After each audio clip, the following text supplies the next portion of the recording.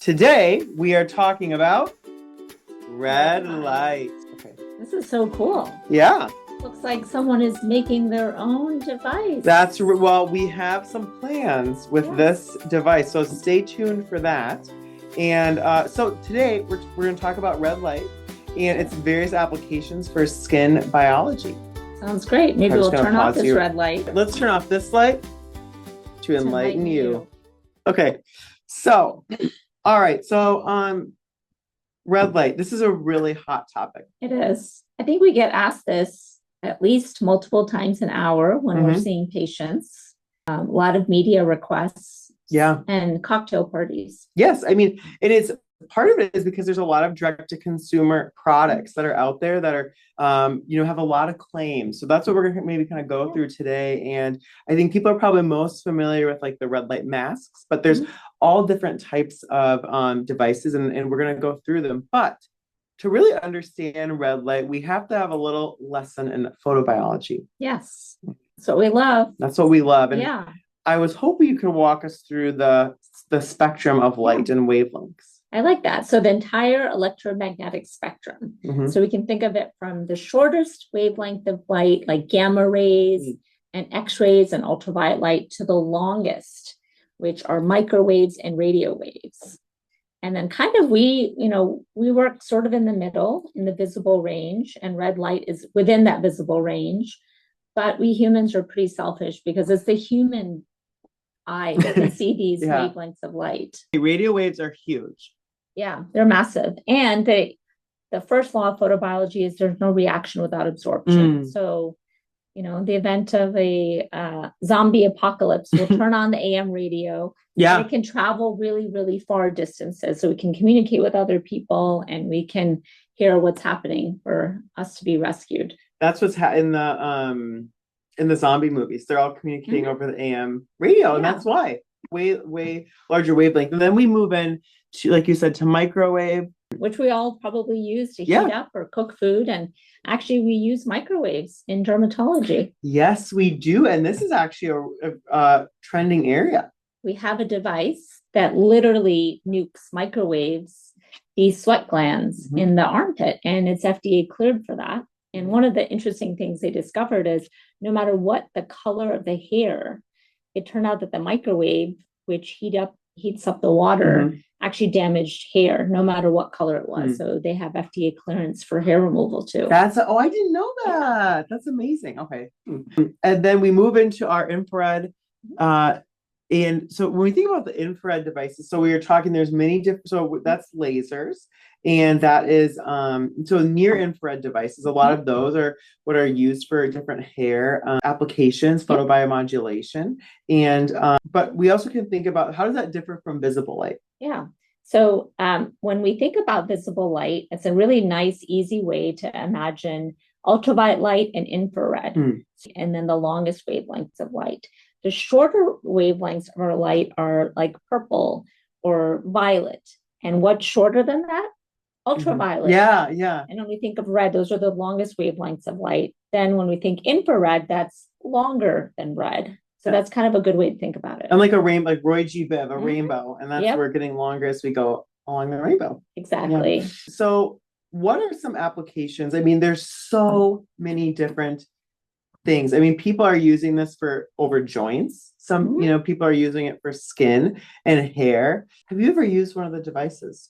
Absolutely, I have. You have personally? Yes. And interesting. Yeah. And I think one of the great things about media and social media is that more people have access to it. And certainly dermatologists have been studying this for a really long time, right? It's our area of expertise, but it really has kind of come out of the shadows and into the light, pun intended, because of social media. Yeah. And I mean, there's so many different devices. And I think a really famous one is the Omnilux mask. And I think that's what I'm seeing a lot of people asking me about specifically. And it is interesting. I think that these devices, they're not FDA approved, they're FDA cleared, and they make a lot of claims. Yeah. What do you feel like is a reasonable claim for a at-home red light mask? And I think that sometimes we get asked this even by our own dermatology colleagues. So it's so confusing, right? It's like the Wild West. There's so many devices that are available. And people say, what about a small little red light? Can I just wave it around? Probably to get the energy you need probably would take you a really long time. So it'd be impractical. But I think that when we talk about FDA clearance, it means that the device has gone through a safety. So safety is number one, to demonstrate that it's like a predicate device. So I think I look for FDA clearance in these devices. And Omnilux actually had an in-office device and they developed the consumer device. One of the reasons that I trust that company because they'd already done that. They have the science. So Omnilux I didn't know that they had an in-office prototype or predicate device. Yeah, it's quite large. Okay.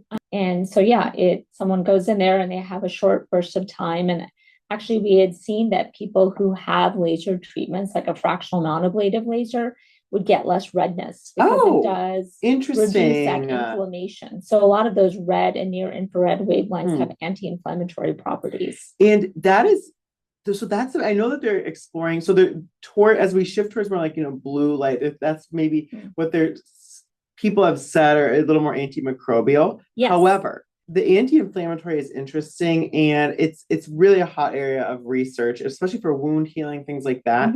What role do the mitochondria play in red light and activating that cellular respiration? Yeah. Well, I guess we always go back to chromophores, right? What is that wavelength of light targeting? And a lot of the really powerful lasers that we use in our practice are targeting melanin or pigment, water, or hemoglobin, ultraviolet light. Yeah. But for example, ultraviolet light, the chromophore, that is DNA. Yeah. And so for this, it's mitochondria. So it's actually the cycle that produces ATP. So the cytochrome C oxidase. Cytochrome C. So there's a powerhouse of the cell, if you remember from high school biology. But it's interesting that in these a lot of these devices, the reason they can be at home is that a lot of them are operating on a continuous a wave, and it's relatively low energy, but I think it just depends on the number of diodes for how long that treatment needs to be for you to get that treatment effect, get that power. When we think about like the future, when we think about who is right and who is wrong for this treatment, what are some guidelines that people should be on the lookout for? I always think about melasma. Yeah.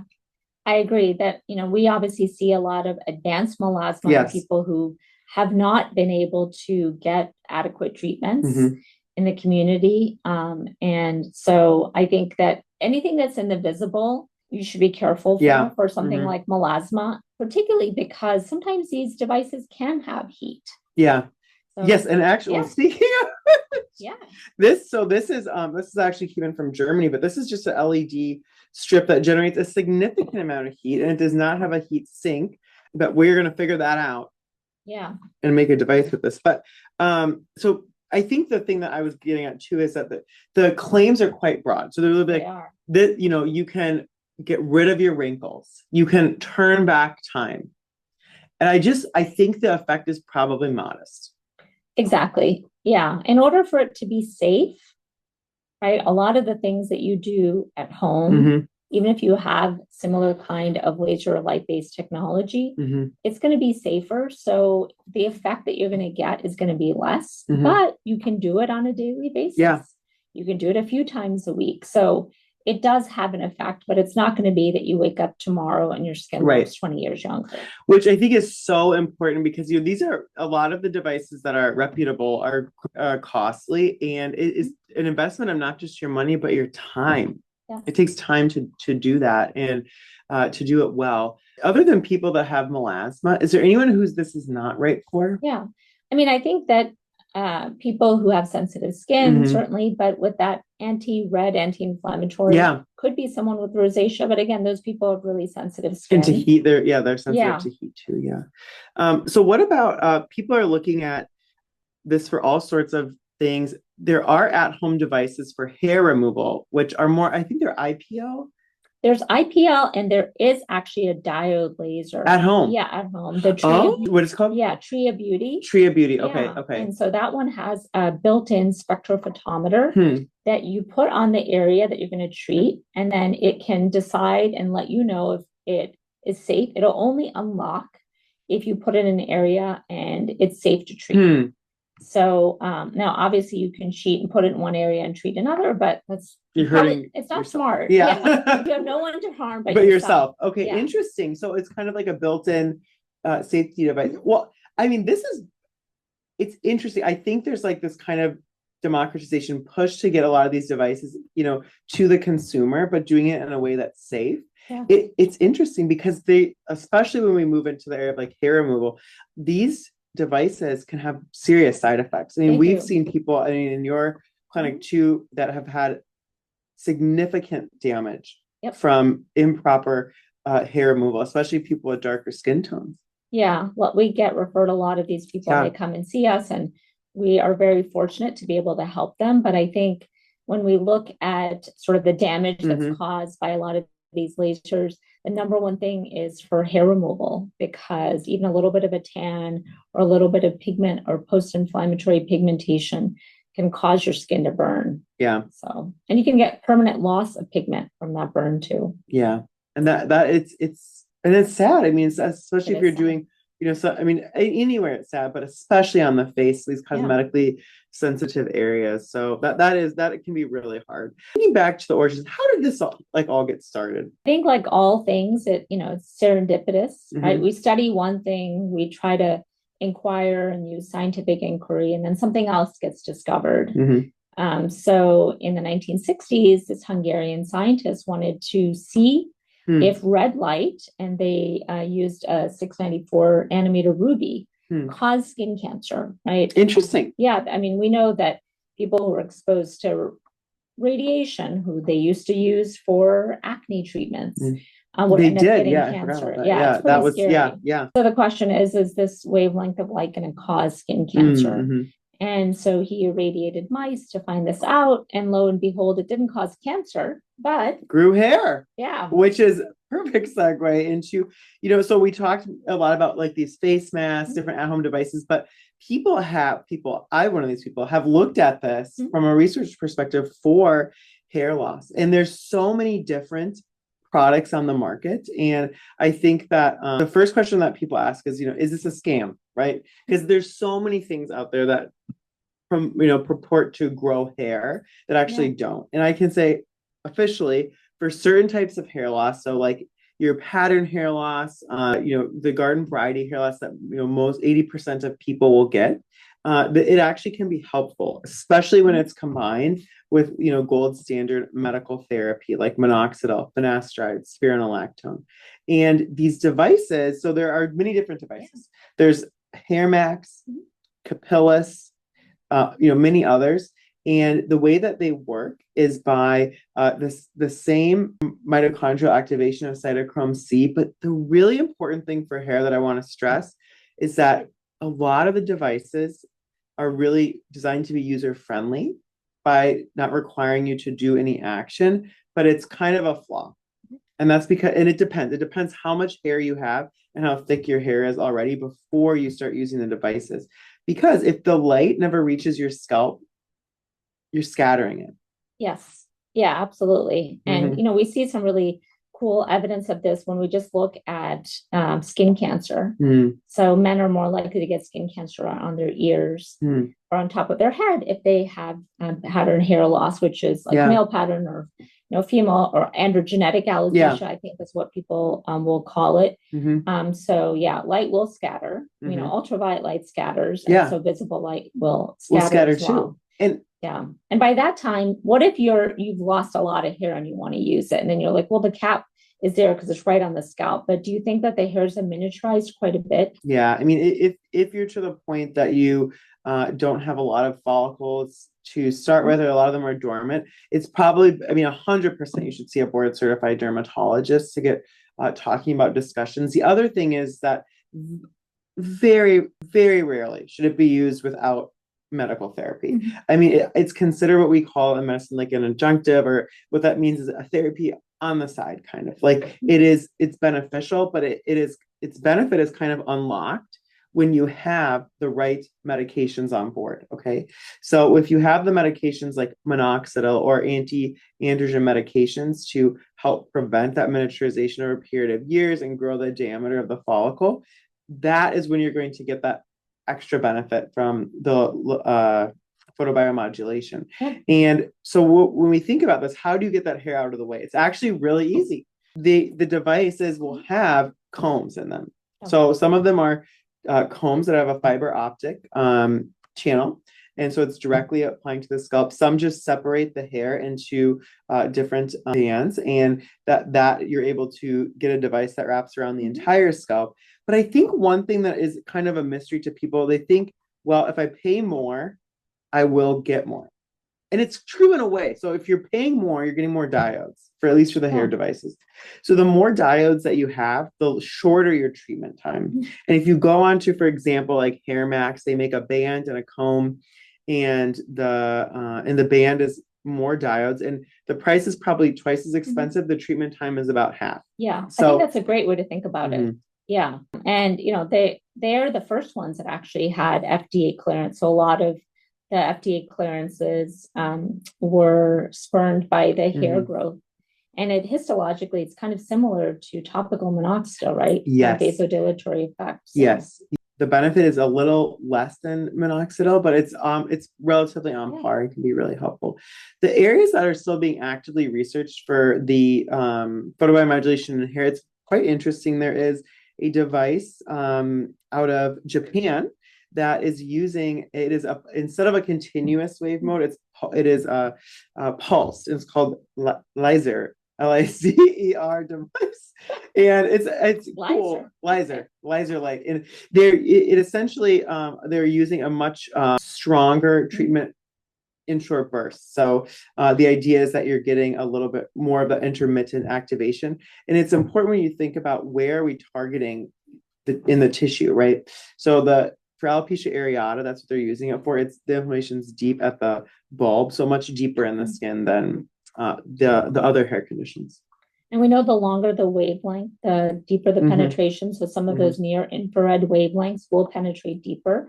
Although red light penetrates relatively deep too, because it's the longer wavelength, right? We talked about red and infrared versus ultraviolet light and violet. And violet, yeah. When we think about wound healing, this is interesting. What is your experience with wound healing? But also, like, I think about our pulse dye lasers. Our vascular lasers have been something that we've used, but I've actually never seen someone use photobiomodulation for this, but I know people are working on it. Yeah, absolutely. We see this actually in many areas like sports medicine, where people are using this, actually also in neurology, or people who have nerve-related injury. We know that it actually is neuroprotective and helps those little buds that come off the nerve. Which, interestingly, if you use something like botulinum toxin and you break that neuromuscular junction, one of the ways that the nerve starts to recover is it creates those new buds. So red and near infrared light works on that. So it's something that I read up about recently from somebody who had spinal cord injury.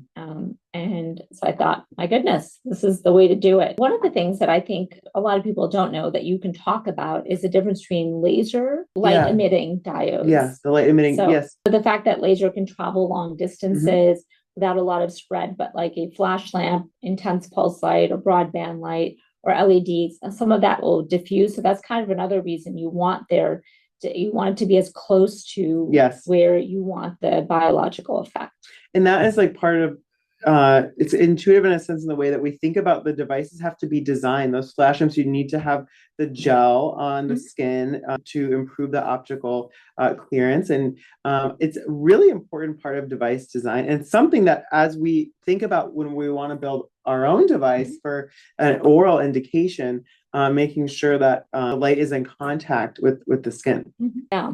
I think the interest is only going to grow. Oh, so let's talk about the National Library of Medicine. Oh, yes. Yeah. And when they recognized, seems like a long time ago, but not so long ago. No, not so long ago. Yeah, it became a searchable term.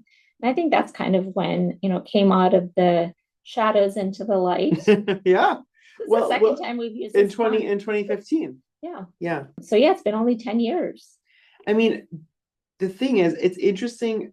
This is a topic that it's interesting to see the pattern of different technologies, that some of them kind of get labeled as fringe, right? Mhm. And it takes a certain momentum, a certain push to realize that, maybe there really is something to this. And I think that it's easy for people to look at something like photobiomodulation and be like, well, what is the what's the real benefit? Is this real science? Is it questionable? And I think that part of that is due to the fact that because it is not a pharmaceutical drug, it's not something else like that. The regulation's been a little different. So people have made some claims about it that might not be totally rooted in science, but the basic tenets of it are just completely the same as all the other applications of light that we have. You know what I mean? Like no one's saying, does a CO2 laser work? We know that it works. We know it does. Yeah. The amount of energy, the fluence that was delivered, obviously too little does nothing